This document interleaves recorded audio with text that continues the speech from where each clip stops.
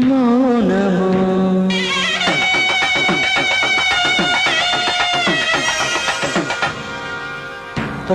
ప్రణయగానము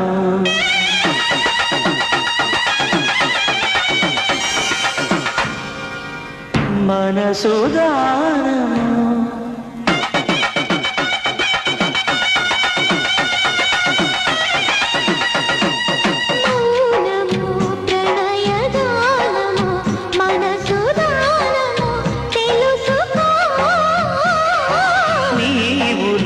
కలసి నేనుగా దసి తోడుగా పిలిచి వలచాలే చిలనే చిగురించిన శిల్పం చెలిగా పిలిచే